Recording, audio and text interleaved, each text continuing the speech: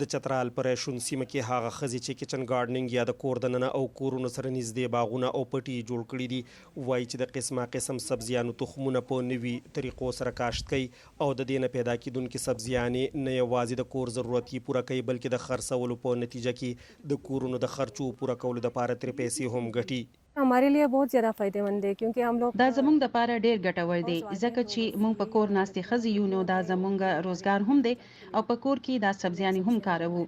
دلته موږ ټماټر، بینډۍ، ټینډۍ، پیاز او بادرنګ وغیرہ په دې ځمکه کې کاشت کړي دي. دلته زموږ ځای زعفران هم کرلي دي چې موږ یې په مساله کې استعمال کوو او بهر یې هم ورکوو. په بازار کې چې کوم زعفران خرڅيږي هغه ګران وي موږ یې نشو اخیستی ځکه دا موږ کاشت کوو او کور کې یې استعمالوو. इस वजह से हम लोकल ये करते हैं और ये हम घर में इस्तेमाल करते हैं.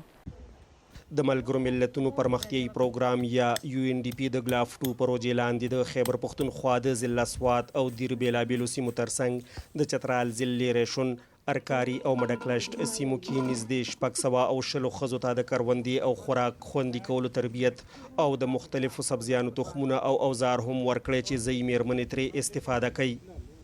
पिछले साल हमें ट्रेनिंग दी थी और सामान वगैरह भी दिए थे.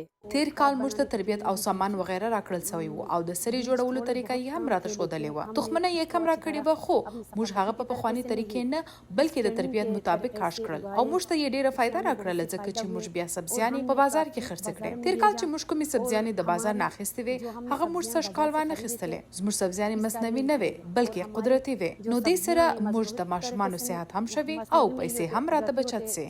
हमारे बच्चों की सेहत में भी सेहत भी अच्छी होती है और हमारी पैसे भी बचत होते हैं.